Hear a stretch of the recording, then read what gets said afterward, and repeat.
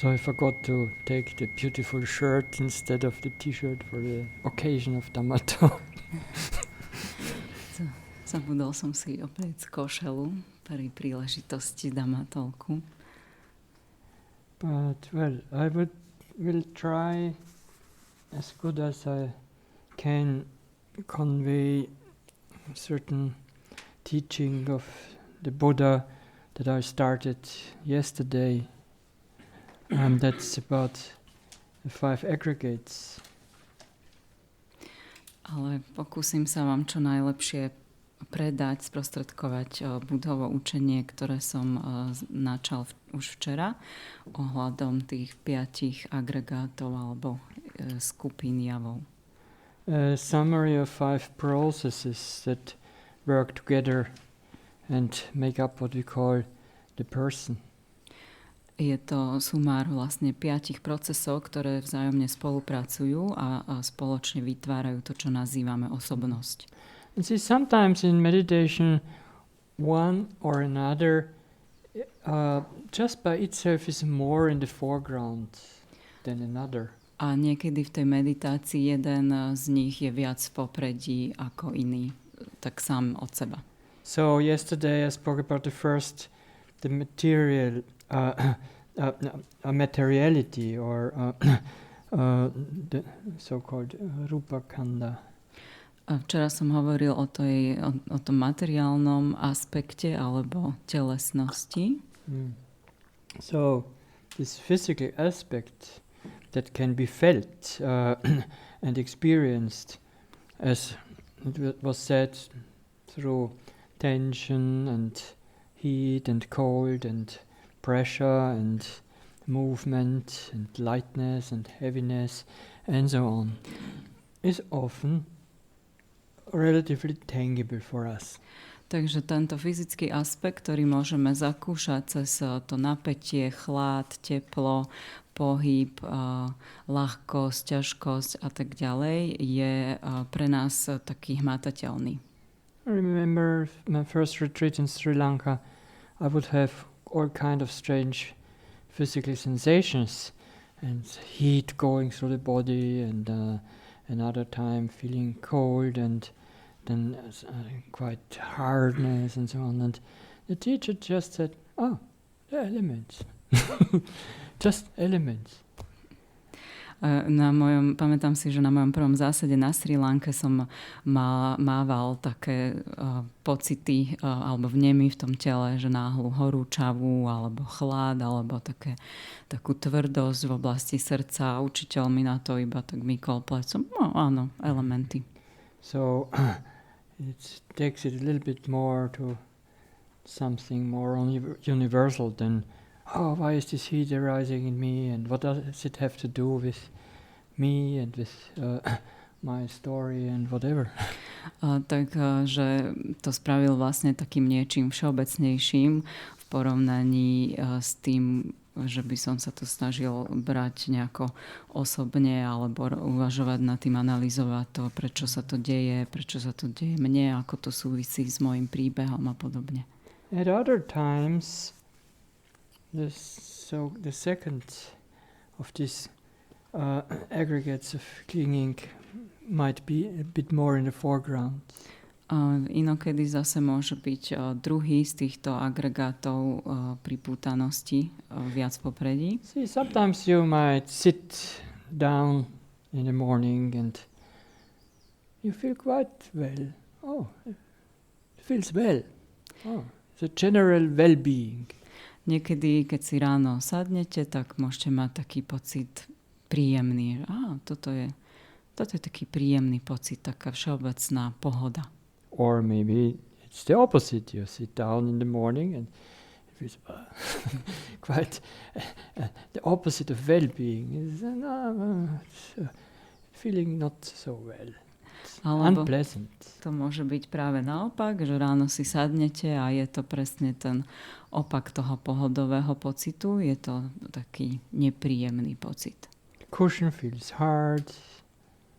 Vankúš sa vám zdá tvrdý. You try to sit a little bit different, again hard. Trošku sa posuniete, na vankúši stále tvrdý. You try this, you try that, again unpleasant. To, ono, stále je to nepríjemné. It's kind of general sense, whatever you do.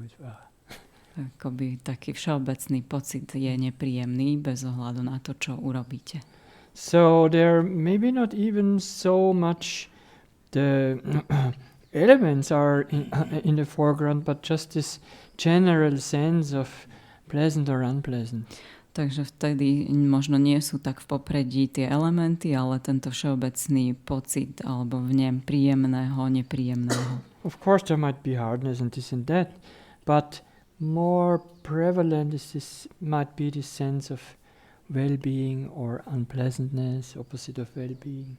Samozrejme, že môžete tam vnímať, alebo môže tam byť aj nejaká tvrdosť, ľahkosť a podobne, ale ako keby v popredí bol tento pocit, či už teda príjemný, pohodový, alebo naopak nepríjemný. So here it is quite important to see that this is something we cannot control. It just happens and it might change during the day. A opäť je celkom dôležité túto si uvedomiť alebo uvidieť, že je to niečo, čo nedokážeme kontrolovať a čo sa pravdepodobne počas toho dňa zmení. Or even observing the breath or the rising and falling sometimes might be quite pleasant, this sensation.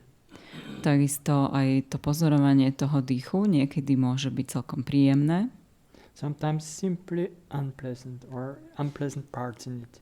A niekedy jednoducho nepríjemné, alebo niektoré časti toho sú nepríjemné. Sometimes neither, and it's almost not perceptible. It's not pleasant, it's not unpleasant.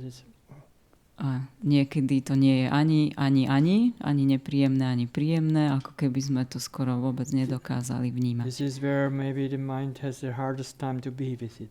A možno práve vtedy je to pre tú myseľ najťažšie zostať s tým dýchom. While when it's unpleasant, the mind is easily repelled by it. Zatiaľ čo, keď je to nepríjemné, tak to tú myseľ ľahko odradí. Let's go somewhere where it's nicer. A povie si, poďme niekam, kde je to príjemnejšie. Let's go to my inner amusement park. Poďme do toho vnútorného zábavného parku. And then you have all kinds of pleasant thoughts that you're chewing on. A potom tam máte všetky možné príjemné myšlienky, ktoré prežúvate. So here we have again some pleasantness. Takže opäť je tam potom príjemný pocit. Or we are simply staying with it and see, well, pleasant, unpleasant, this changes, let me just be with whatever. Alebo s tým jednoducho zostávame, či už je to príjemné alebo nepríjemné, povieme si, OK, tak budem s tým a uvidím, čo sa bude diať, ako sa to bude meniť. The Buddha calls what I'm talking about here Vedana in Pali. Buddha toto, o čom teraz hovorím, nazval v pálíčine Vedana. And Vedana is often translated as feeling. A často sa to prekladá ako pocity, cítenie. Or feeling tone. Cítenie. But it's not emotion. Ale nie je to emócia. So we might not have absolute right word in our language for Vedana. Takže možno nemáme úplne to najsprávnejšie slovo pre tento pojem Vedana v našom jazyku. Because it's just pointing to words that whatever arises on the six sense doors, it has a certain pleasant or unpleasant or neither pleasant unpleasant taste to it. Lebo to vlastne poukazuje, alebo tento pojem vyjadruje to, že čokoľvek, čo vlastne vyvstane v tých 6 zmyslových bránach, je buď príjemné, nepríjemné, alebo ani jedno z toho. And it happens all the time, but sometimes it's predominant and then we pick it up. A vždycky, deje sa to stále, ale niekedy je to dominantné a vtedy si to uvedomíme. Vtedy to zachytíme. Yeah. So and not every sense impression has always to be the same. For example, I gave already, I think, this example of a bell. A bell might be sometimes an unpleasant sound and sometimes pleasant depending on the context. A nie každý z tých vnemov, alebo ten vnem musí byť vždy rovnaký, čo sa týka toho príjemného, nepríjemného. Už som o tom hovoril, že napríklad niekedy zvuk zvonu môže byť príjemný, niekedy nepríjemný, čiže závisí to aj od kontextu. Or peas, eating peas. Peas, you mean the green thing? Yes. Alebo keď jete hrách. So, until now we had it 2 times, once obvious and once less obvious. Zatiaľ sme to tu mali 2-krát, jedenkrát to bolo viac očividné, druhýkrát menej očividné. No, very dependent on our conditioning that might be pleasant. Oh, peace. A veľmi to závisí od nášho podmienenia, že si poviete, hrách, mňam, alebo... So in order not to influence the kitchen, I don't say how my experience with peace is. Aby som neovplyvňoval kuchyňu, tak nebudem popisovať bližšie tieto moje zážitky s hrachom. Anyway, it is each sense contact might bring with it a certain kind of pleasantness, unpleasantness, or neutral. I say neutral, but in Dhamma context, it's always called neither pleasant nor unpleasant. Adukama sukha. Takže každý tento zmyslový kontakt je buď príjemný, alebo nepríjemný, alebo neutrálny. Hovorím neutrálny, ale v Dhamma kontexte sa to hovorí alebo popisuje ako ani príjemný, ani nepríjemný. And often one might consider what is the most predominant of those: pleasant experience, unpleasant experience, or neither pleasant nor unpleasant. A môžeme potom uvažovať nad tým, ktorý z týchto je taký dominantný, najviac dominantný, ten príjemný zážitok, alebo nepríjemný, alebo ten ani príjemný, ani nepríjemný. You might say, well, it depends on the context. In the context of vipassana, some people say, well, the unpleasant, but not necessary.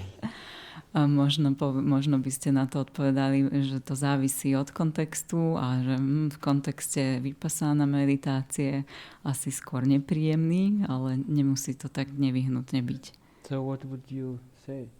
Tak ako by ste to povedali vy? Who is vy? for unpleasant? Kto je za nepríjemný ako dominantný vnem? No one. Oh. Or lost in bliss? No, všetci ste ponorení v blaženosti.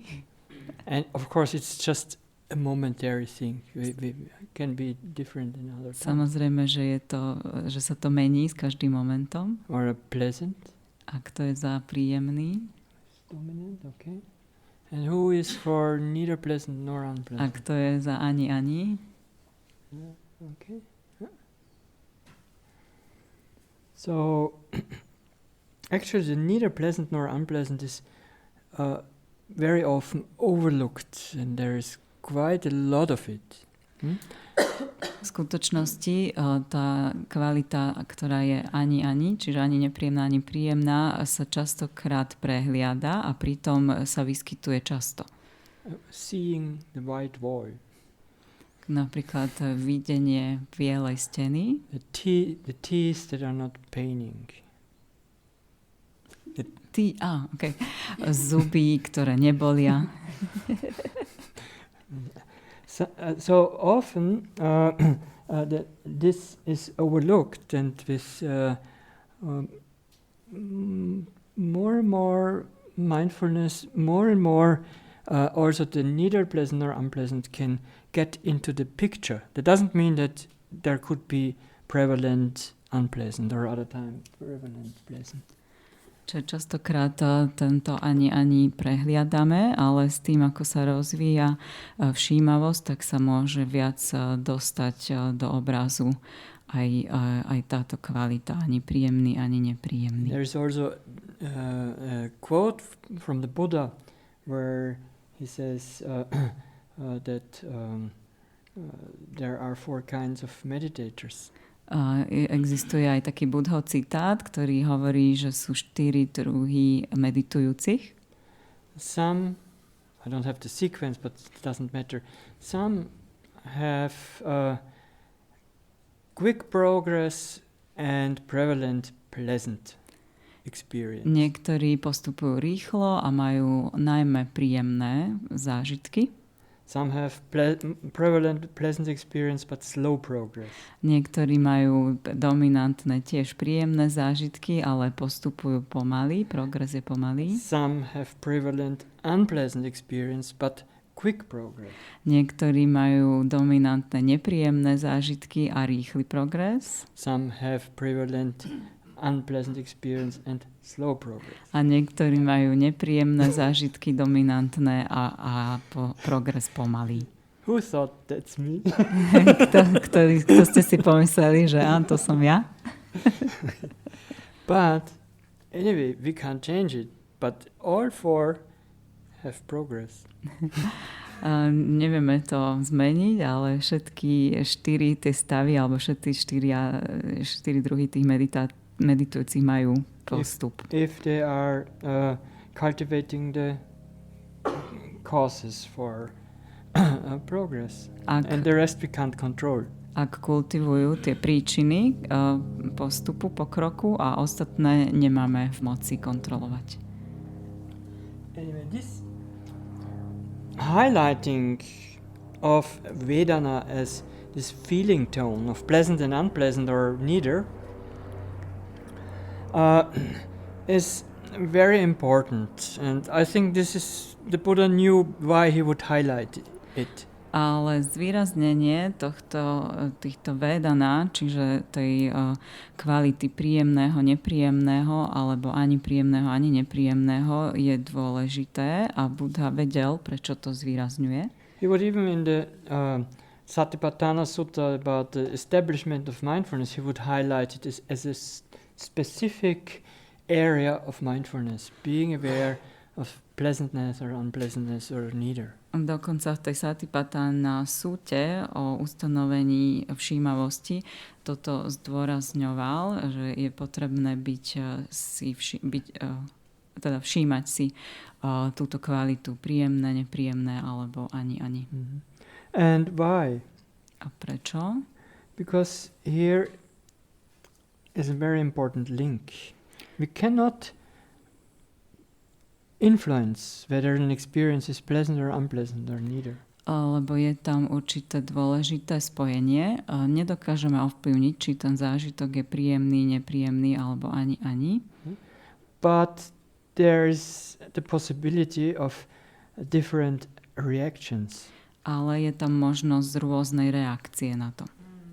And the often automatic reaction for when unpleasant experience is there, instead of aversion and or retreating from it or kind of repelling.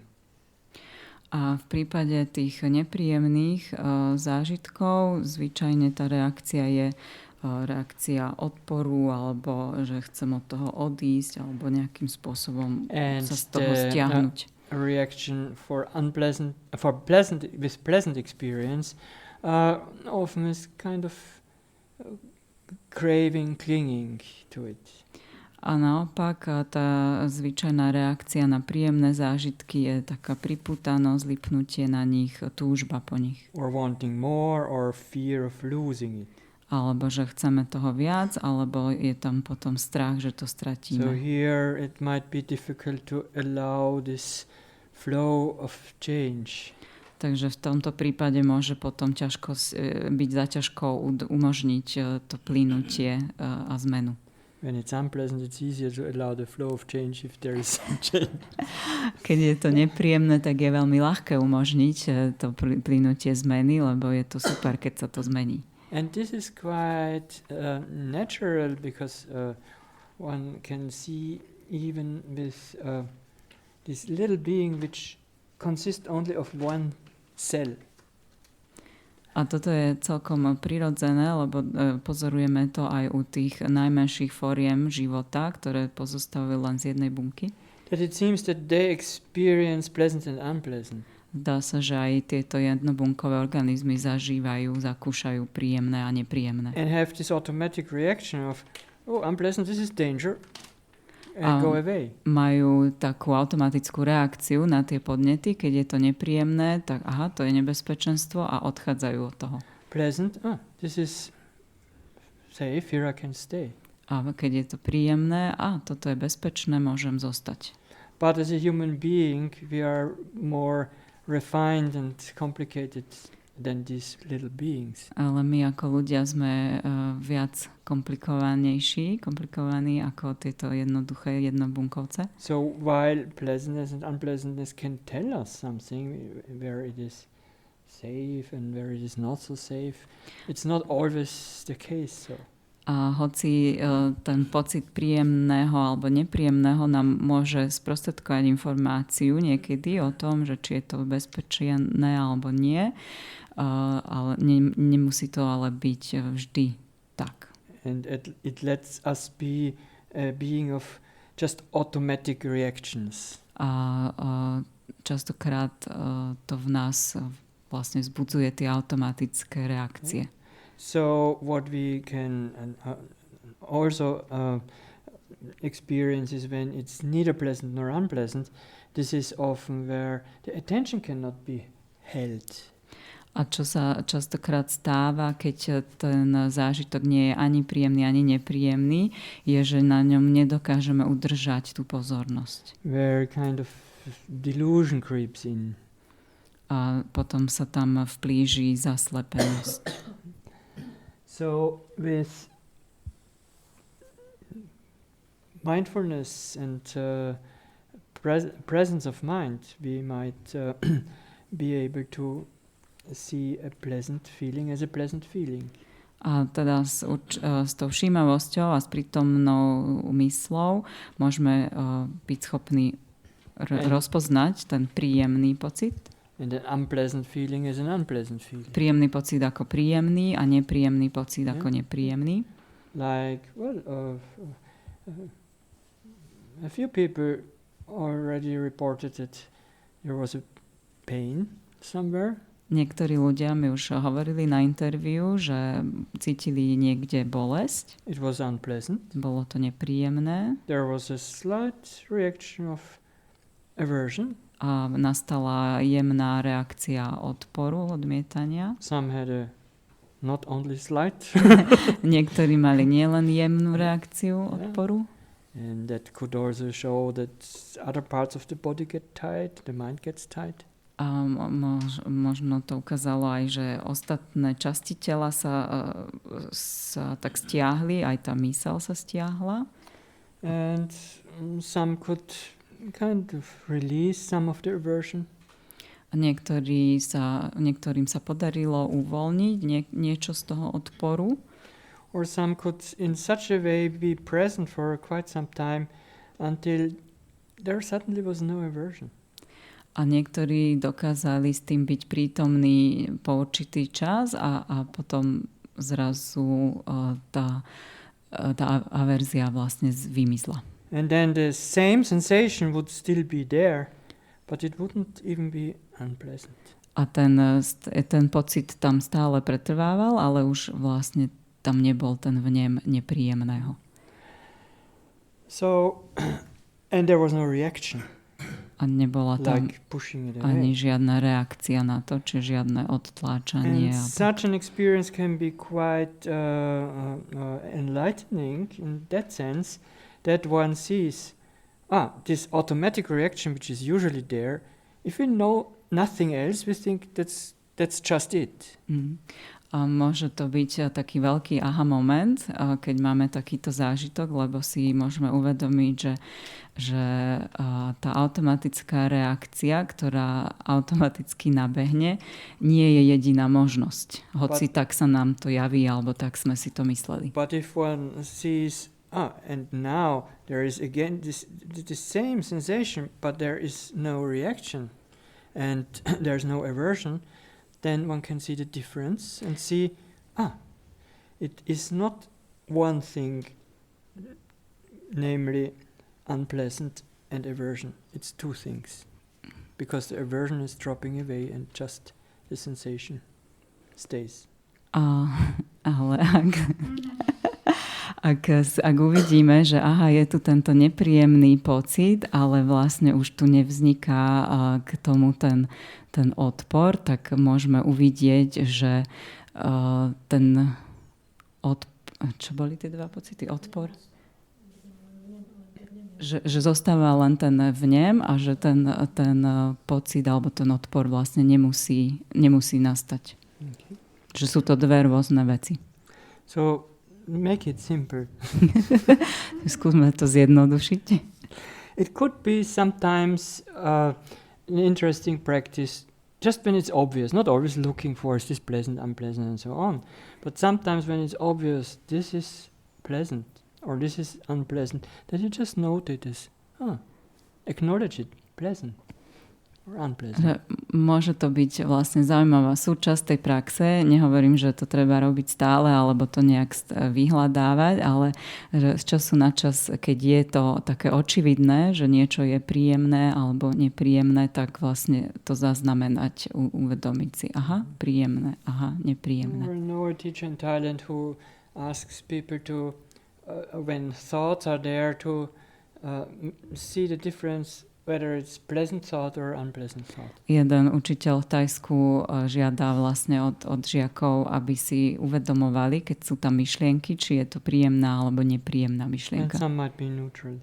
A niektoré môžu byť aj neutrálne. What we can see is that also pleasantness and unpleasantness are just changing phenomena. A to, čo vlastne tam môžeme uvidieť, je, že aj to príjemné, nepríjemné sú len premenlivé javy. And we can't control it. A nemáme nad tým kontrolu. So we try it.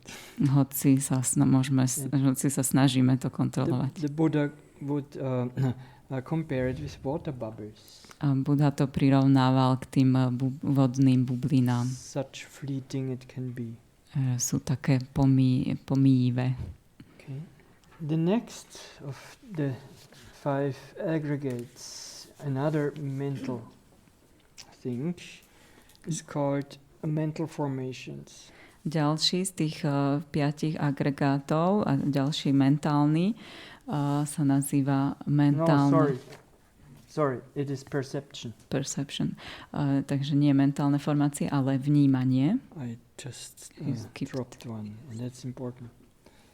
Sanya in Pali. V páličine sanya. And perception actually is that mind can recognize an object as being a certain object. A to vnímanie znamená, že tá myseľ je schopná rozpoznať určitý objekt ako ten objekt. It can see the distinctive marks of an object and then distinguish one from another. Dokáže vlastne uvidieť tie rozličovacie znaky toho objektu a tým pádom rozlíšiť jeden objekt od iného. Yeah. This is a glass, this is filled with water, this is a clock, and because the mind has to construct and find out what belongs to what belongs to the clock, what belongs to the floor. Čiže toto je pohár naplnený vodou, toto sú hodiny a vlastne tá myseľ tam musí byť schopná vykonštruovať, čo patrí k čomu, čo patrí k hodinám, čo patrí k tomu kobercu pod nimi. If you're waiting for a friend on say in Bratislava on a very on some square where a lot of people come and go. Alebo ak napríklad čakáte na svojho kamaráta na nejakom rušnom námestí v Bratislave, kde je veľa ľudí. And then a person comes and you think, it could be this person, and you look and then look for the features and then see, no. A prichádza nejaký človek a vy máte pocit, toto by mohol byť on, a tak pozeráte bližšie a hľadáte tie charakteristické črty a není to on. So this is perception working, or at some point you see, these are the features of my friend. Yeah, this is my friend. Čiže toto je vlastne to vnímanie, ako to funguje a potom v určitom momente rozpoznáte tie črty toho svojho kamoša a poviete si, toto je on. Or when we do hearing meditation, we might hear sound and then quite quickly mind will tell us bird. Or sometimes it tells us the wrong thing. Yeah? Alebo keď robíme meditáciu na to počúvanie, tak celkom rýchlo tá myseľ vie rozpoznať, toto je zvuk vtáka. A niekedy nás aj oklame. One meditator nerozpozná to dobre. Who is not there anymore reported hearing a noise on the retreat here. Jeden z tých meditujúcich, ktorý už odišiel, mi na interviu popisoval, že počul nejaký zvuk tu na zásede. And her perception said, war has started. A bola to teda žena a jej vnímanie na tento zvuk povedalo, že začala vojna. And then she was hearing again and then she was finding out, washing machine. a potom ona počúvala znovu a znovu a potom si uvedomila, to je umývačka riadu. So perception is a tricky thing. Takže toto vnímanie je také klamlivé, môže byť. And we often also have wrong perception. A častokrát je to vnímanie aj nesprávne. So it could be useful not to stay on the first perception we have. Takže môže byť užitočné nezostať pri tom prvom vnímaní, ktoré zaznamenáme. Also when we meet people and we think, what kind of person is this? And we have certain perceptions, or we maybe related to other experiences in the past. And then we might find out, no, it is completely wrong perception we had. A takisto je to aj užitočné, keď sa stretávame s ľuďmi, že častokrát máme nejaké prvé vnímanie toho človeka, možno založené aj na nejakých našich minulých skúsenostiach a potom po chvíľke alebo po čase si môžeme uvedomiť, že sme ho úplne zle odhadli, zle zavnímali. But perception happens automatically. We cannot change that, and it happens all the time. Ale to vnímanie sa deje automaticky, nemáme nad tým kontrolu, nemôžeme to meniť a deje sa to neustále. Mm-hmm. And we cannot control it. It is a function of the mind that is selecting the data. Je to funkcia mysle, nad ktorou nemáme kontrolu a ktorá vlastne vyberá tie dáta. And then it can retain it in mind and it can recognize something again. A potom si ich ukladá do tej pamäte, do tej mysle a znovu je schopná rozoznať, rozlíšiť tú vec neskôr. It is said in the Buddhist commentary, in the old commentary texts, that one proximate cause of mindfulness is if one has a strong perception. A strong and clear perception. V tých komentároch starým textom sa hovorí, že jednou z podmienok všímavosti je, keď človek má silné vnímanie. Alebo jednou z príčin všímavosti. So, because perception can be quite distorted and so looking twice or without too much interpretation. Lebo to vnímanie môže byť dosť narušené alebo prekrútené, takže je dobré sa opakovane pozrieť, čo to vnímame. This is also why some meditation techniques use labeling technique.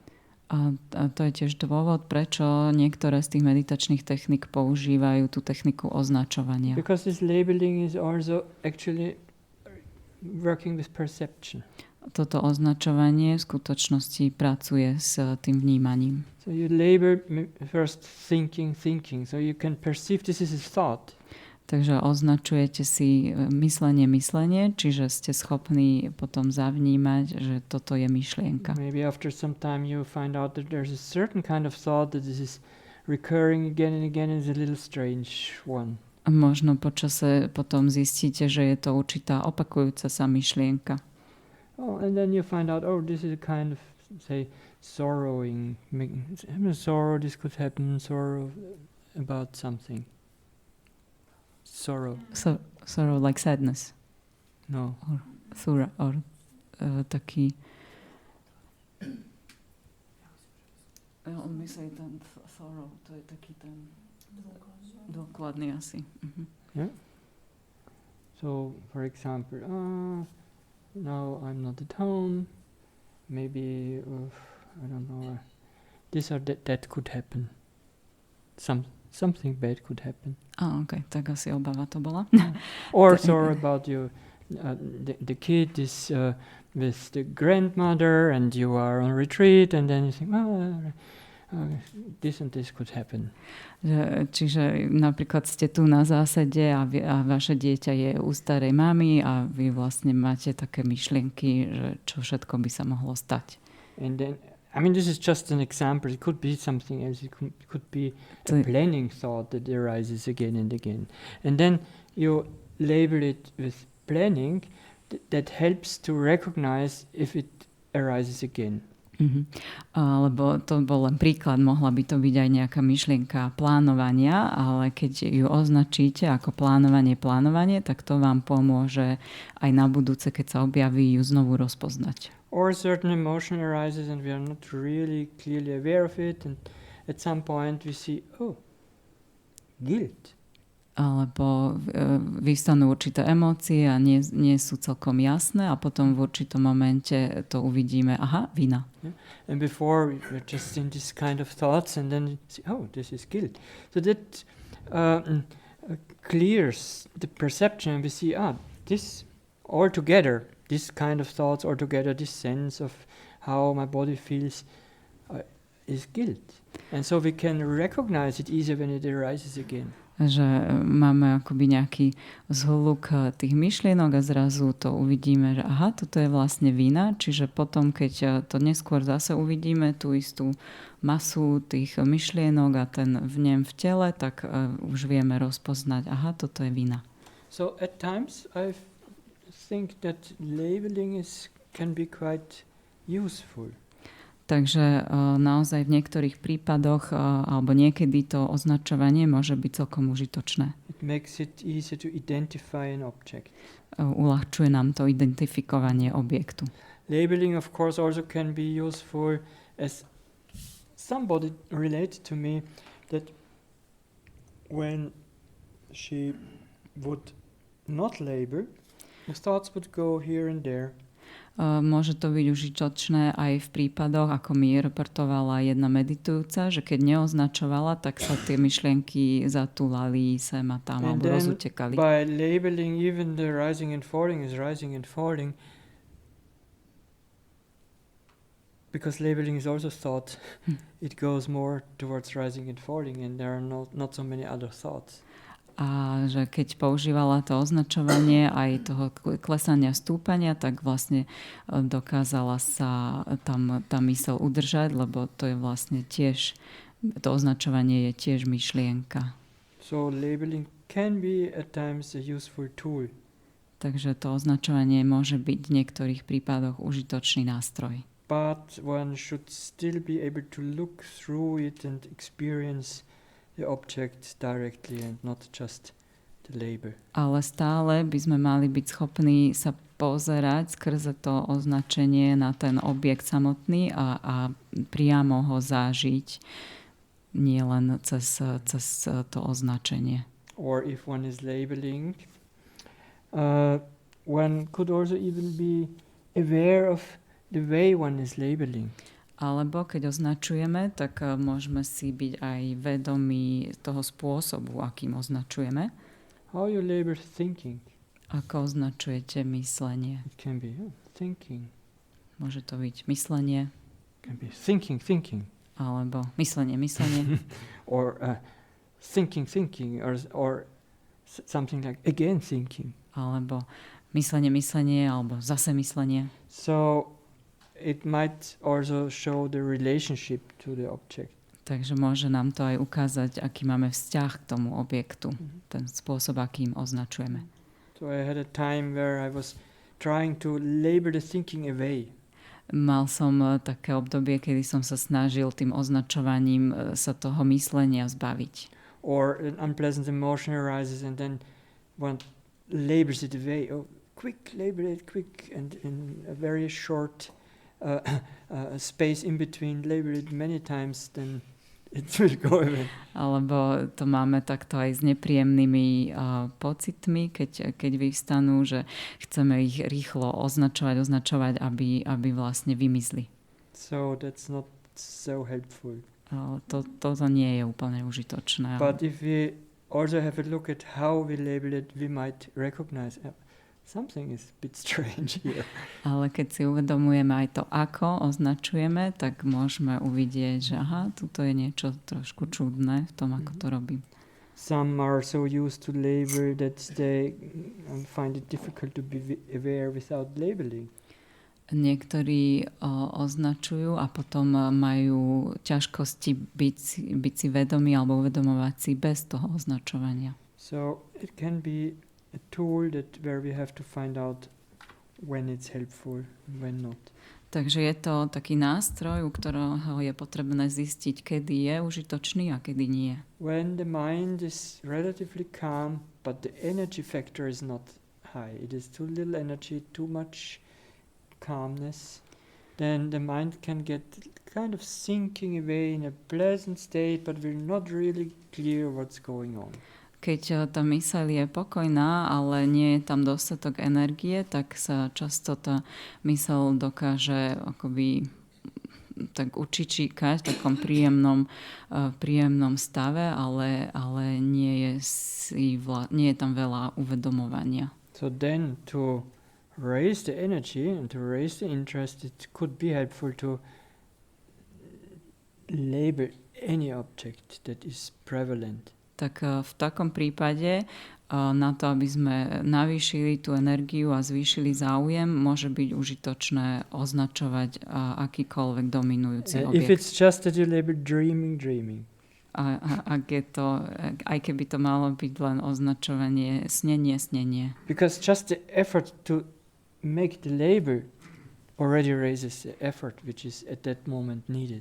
Lebo už aj tá samotná snaha povedať to, urobiť to označenie vlastne navýši tú snahu, ktorú vtedy, alebo to úsilie, ktoré vtedy potrebujeme zvýšiť. Or for a few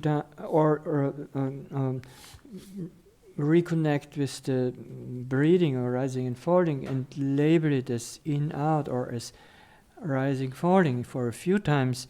It raises the energy, and then you might, when this is balanced, you might drop the label again. Alebo aj keď sa potrebujeme znovu prepojiť s tým klesaním, stúpaním, tak prostredníctvom toho označovania párkrát dnu von alebo stúpanie, klesanie môžeme navýšiť tú energiu a potom sa tá prax zase ako keby rozbehne a môžeme zanechať to označovanie. Anyway, I was just talking shortly about this labeling, which is somehow related with perception, but saying perception is something that arises and it changes due to conditions, and the Buddha would compare it, I think, with a mirage. Takže toto bolo pár slov k tomu označovaniu, ktoré súvisí s tým vnímaním, a teda to vnímanie vzniká a zaniká na základe alebo podľa podmienok, a Buddha to nazýval Fata Morgana. So it's not alebo pripodobňoval to k Fata Morgane. Čiže nie je to niečo, čo by malo nejaké pevné jadro. Especially, of course, all these wrong perceptions, they are very much Fata Morgana. Najmä tie nesprávne vnímania sú veľmi ako tá Fata Morgana. So the fourth of these aggregates is called Sankhara. Štvrtý z týchto 5 agregátov nazývame Sankhara, čiže mentálne formácie. Mental formations, yes. And it can include two things, and that means everything that is formed by causes and something that forms. So that is a cause, that is influencing something. A zavrhňa to dve veci, čiže všetko, čo je formované, vytvorené nejakými príčinami a potom všetko to, čo formuje, čiže je príčinou niečoho iného. But in different areas of the Buddha's teaching, we find different meanings of sankhara. Ale v rôznych oblastiach Budhovho učenia nachádzame rôzne významy sankára, pojmu sankára. So this sometimes can be a little bit confusing. To môže byť niekedy metúce. But here it comprises actually everything, all the mental factors that are not feeling or perception or consciousness. Ale v tomto prípade to znamená vlastne všetky ostatné mentálne faktory, okrem vnímania, cítenia a vedomia. So that could be mental states that change. Takže môžu to byť mentálne stavy, ktoré sa menia. Even mindfulness is called a sankhara, mental formation. Aj všímavosť sa považuje za sankáru, za mentálnu formáciu. You see, sometimes it's formed and it's there, and sometimes it withers away.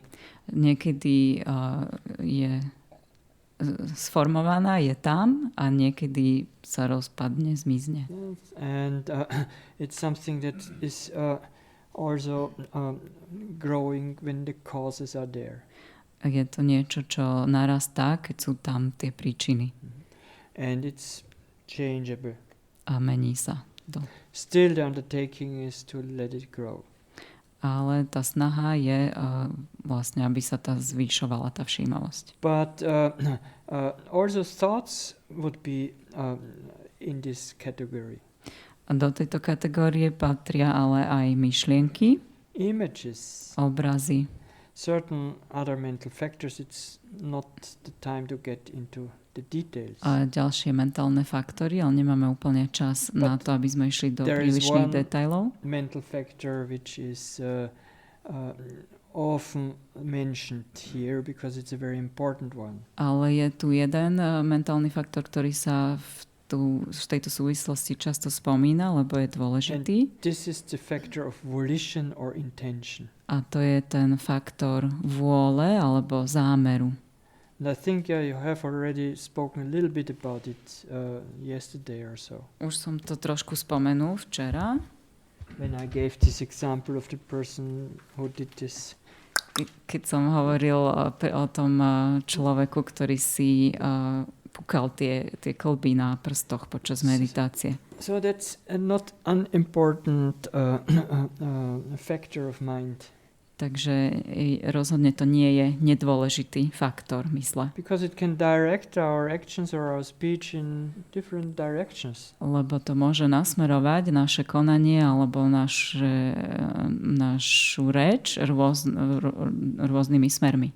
It can direct into a wholesome direction, an unwholesome direction. Môže nás to nasmerovať prospešným alebo neprospešným smerom. Or there are a lot of intentions which is very neutral. It doesn't make a big difference whether you follow it or not. Alebo mnohé zámery, ktoré sú neutrálne, zase nespôsobujú veľký rozdiel, či ich nasledujeme alebo nenasledujeme. This sankhara, the Buddha is comparing with a banana tree. Túto sankáru Buddha prirovnával k banánovníku. Because when you cut the banana tree, anyone has a banana tree at home? Má niekto doma banánovník? No. Are you? Okay. When you cut it, does it have a core? Does it have like another tree? No. Keď odrežete ten banánovník, tak má také pevné jadro ako iné stromy? So you don't find a core there. Čiže nenájdete tam žiadne pevné jadro. Maybe similar like an onion or so. Že podobá sa to skôr cibuli. So even those mental formations, they do not have a solid core. Takže aj tieto mentálne formácie vlastne nemajú pevné jadro. They are arising and passing. Vznikajú a zanikajú. They are not necessarily controllable. Ale nevyhnutne ich môžeme kontrolovať. Can you control which thought should arise or which thought should not arise? Môžete ovládnuť to, ktorá myšlienka má vyvstať a ktorá nemá vyvstať? I have often heard people who said, I don't want this memory arise again. Často som počul ľudí hovoriť, že už nechcem, aby táto spomienka sa znovu objavila. Or thinking that by practice they can come to a point where this unpleasant memory will not arise again. Alebo si mysleli, že praktikovaním sa môžu dostať do bodu, kedy tá nepríjemná spomienka už nebude prichádzať. But there just need to be this kind of trigger, we don't know, and then it might arise. Ale môže sa objaviť akýkoľvek spúšťač, o ktorom nemusíme vedieť a znovu tá spomienka môže vyvstať. We can't control that. To nemáme pod kontrolou. Here again it comes more to reaction. A opäť sa dostávame, alebo opäť je to potom viac o tej reakcii. It's like with unpleasant feeling, and often this is also connected with unpleasant feeling. Je to podobné ako pri tých nepríjemných pocitoch a často je to aj spojené s tými nepríjemnými pocitmi. So that, and this is something that either through mindfulness practice, sometimes with the help of therapy, can be transformed certain memories from a psychological memory where there's a lot of things connected with it, to a more factual memory. A tieto spomienky niekedy môžu byť pretransformované prostredníctvom praxe všímavosti alebo aj psychoterapie z tých psychologických spomienok, kde je zahrnutých veľa vecí alebo súvislostí na viac také faktografické spomienky. So a memory arises, knowing of it passes. A potom tá spomienka vyvstane, uvedomím si to a odíde. So this would be kind of, it has healed. A to naznačuje, že to bolo vyliečené, tá spomienka. Alebo ten problém. So volition is one of the sankharas that arise and pass, and no one behind it. Takže tá vôľa alebo zámer ako jeden z príkladov sankára, ktoré prichádzajú, odchádzajú a nie je za tým nikto, kto by to ovládal. Now, slowly coming to the end of the dhammatalku, I would like to give a short instruction, maybe for the day after tomorrow. A teraz sa blížime k záveru dhammatalku, tak by som možno dal taký návod, krátky návod na pozajtrajší deň. So, please remember it. Zapamätajte si to, prosím.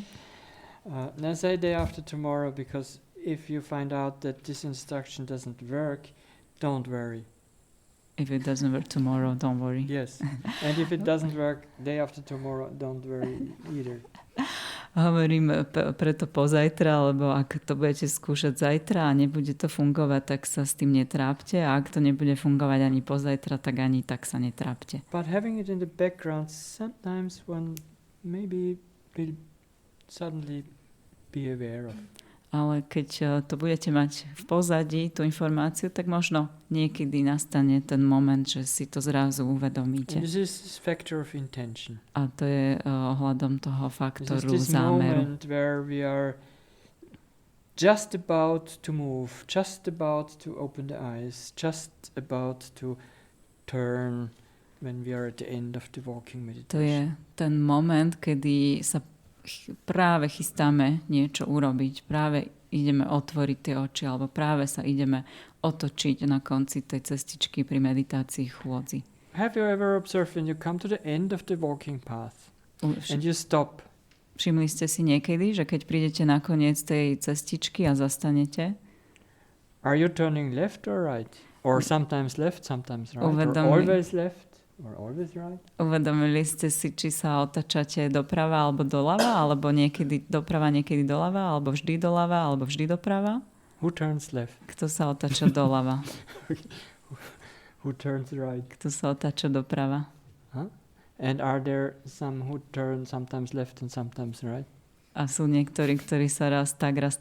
Okay. And it's not important, but it's interesting to observe that moment that is just about turning.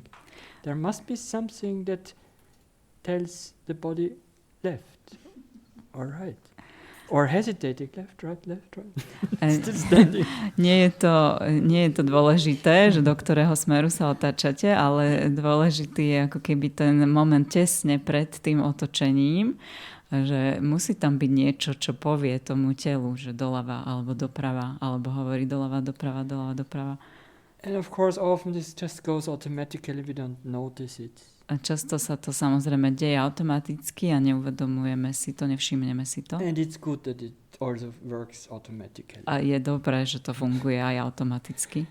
But at times when we are quite mindful, we could have a look at that point.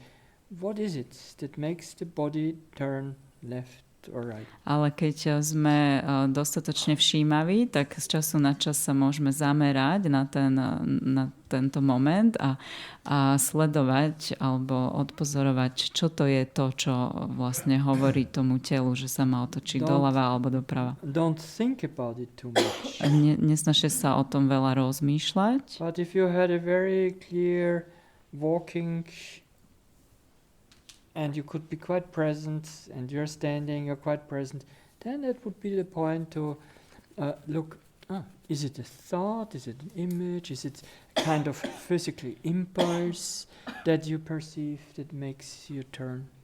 Ale ak máte také celkom jasnú tú chôdzu a dojdete do toho státia, tak môžete sa vtedy skúsiť pozrieť na to, čo to je, či je to nejaká myšlienka, alebo nejaký obraz, alebo nejaký fyzický impuls, ktorý vlastne povie tomu telu, kde sa má otočiť. Or is it just that knowing now it will happen? Alebo či je to len to vedenie, alebo uvedomenie si, že teraz sa to stane.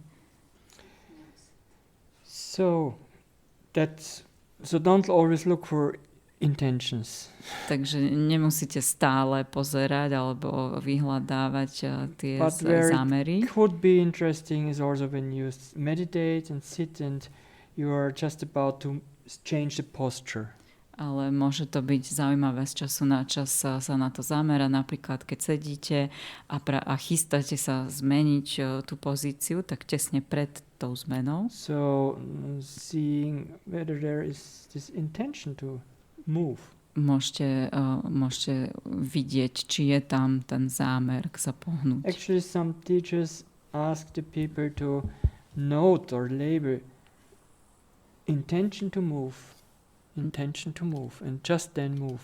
A niektorí učitelia dokonca vyžadujú praktikov alebo meditujúcich, aby označovali aj zámer pohnúť sa a až potom sa pohnúť. Of course, there are some sudden movements that happen by itself if there is no intention. Samozrejme sú aj niektoré jemné pohyby, ktoré sa dejú same od seba a tam nie je zámer. But standing up or putting your hands from here to there, intention to move.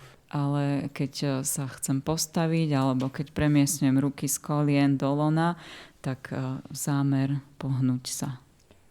Okay, so a little bit including this without feeling frustrated when you move and then you find out, Takže môžete skúsiť zahrnúť aj toto, ale bez toho, aby ste sa cítili frustrovaní, že ste sa pohli a neuvedomili ste si ten zámer predtým.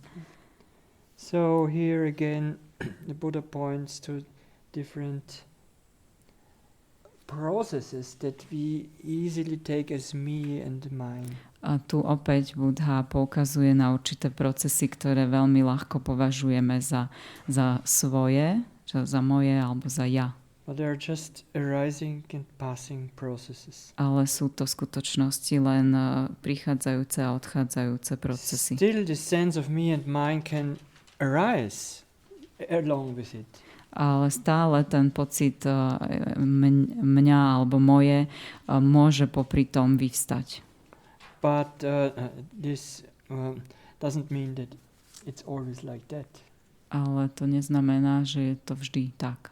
There might be very mindful moments where one can see it just as an other object. Môžu byť aj momenty vysokej všímavosti, kedy to človek vidí ako len ďalší objekt. Okay, and the fifth of the 5 aggregates of clinging is consciousness, vijnana. A piatý z tých 5 agregátov pripútanosti je vijnana, čiže vedomie. About that I have a few days ago anyway been talking, saying that consciousness and mindfulness is not necessarily the same. Už som o tom hovoril pred pár dňami, že to vedomie a všímavosť nie je to isté. And that consciousness is not one thing, but a process that arises at the 6 sense doors. A že vedomie nie je jedna vec, ale že je to proces, ktorý vyvstáva v tých 6 zmyslových bránach. So often we are, or mostly also when we meditate, we are aware of the object of consciousness. Často keď meditujeme, tak sme si vedomí objektu vedomia. Sometimes at some rare moments that might shift and one might rather be aware of the knowing of an object rather than the object. A v zriedkavých momentoch sa tá pozornosť môže presunúť a môžeme si viac byť vedomí poznania objektu ako než toho objektu samotného. And it's this knowing of an object that is consciousness. A to poznanie alebo uvedomenie si toho objektu je to vedomie. And if this knowing is quite clear, then it might be also mindfulness included, of course. Ak to poznanie, to uvedomenie je jasné a zahrňa samozrejme všímavosť. So, which is another process, the Buddha would say. A to je ďalší proces, ako by to popísal Buddha. Because in his times, consciousness has often been seen as something solid. Pretože v Buddhových časoch vedomie bolo často považované za niečo pevné. The one consciousness. A že bolo to považované, že je jedno vedomie. And the Buddha clearly opposed that. A Buddha tomu protirečil. Not through reasoning, but through his observation. Nie nejakým rozumovým zdôvodňovaním, ale dospel k tomu skrze priame pozorovanie. So that's something very subtle, but it has to be mentioned to make it complete. Je to niečo veľmi jemné, ale je potrebné to spomenúť, aby tá informácia bola ucelená. If you retain something, then please retain this pleasant, unpleasant, changing. Ak si máte niečo zapamätajte si toto pozorovanie príjemného, nepríjemného. Please retain volition or intention that this is something we can sometimes be aware of. Zapamätajte si to pozorovanie zámeru, že je to tiež niečo, čo si môžeme z času na čas uvedomovať, všímať. Please retain that the first perception doesn't necessarily be accurate. A zapamätajte si prosím aj to, že ten prvý vnem, to prvé vnímanie nemusí nevyhnutne byť správne. And also that it's arising and we cannot do anything, it's arising. For example, I wanted once to hear, to do a hearing meditation where I would just hear. A že to vlastne vzniká alebo vystáva samé od seba, že to nevieme kontrolovať. Napríklad ja som raz chcel robiť iba meditáciu počutia. Chcel som iba počuť. I tried, but then there was bird singing and the image of bird was arising and then the mind would say, oh, this is a car, and I thought I can cut this out, but you cannot cut perception out. A potom, keď som robil tú meditáciu počutia, tak spieval tam ten vtáčik a ja som mal aj obrazy toho vtáčika, ktoré prichádzali, alebo potom, keď to bol nejaký zvuk auta, tak obraz auta. A snažil som sa to odstrihnúť, odseknúť, ale to sa nedá. Nemôžete odstrániť vnímanie. One meditator gave today a very nice example. Dnes mi jeden meditujúci dal krásny príklad. So I'm not mentioning a name, so I think I can nehovorím konkrétne, kto to bol, takže myslím, že môžem povedať anonymne to zdieľanie. Hearing my voice in English was just hearing. It was possible to be just with the hearing. Počutie svojho hlasu v angličtine bolo iba počutím. Bolo možné to vnímať iba ako počutie. But hearing your voice in Slovak was not possible just hearing. Ale počutie tvojho hlasu v slovenčine nebolo možné vnímať iba ako počutie. Because of the mother language, it immediately perceives the content. Pretože keď je to ten materský jazyk, tak okamžite tam nabieha vnímanie toho obsahu. So thinking you can cut that out, perception arises. Takže myslieť si, že môžeme to vnímanie odseknúť, nie je to tak. To vnímanie vyvstáva samé. Okay. So to end for today, I would like to quote once again Tenzin Palmo. Takže na záver by som ešte znovu ocitoval Tenzin Palmo. And here she points more to this pleasantness and unpleasantness. A tu poukazuje viac na to príjemné, nepríjemné. I didn't give it to you because it's in German, so I have translated. Okay. Sometimes you might have this sense while you are meditating, oh, what a waste of time. Niekedy počas meditácie môžete mať ten pocit, aká strata času. This is really stupid. Toto je hlúposť. Why am I doing that? Prečo to vlastne robím? But you do it. Ale robíte to. At another time you think, oh, it's great.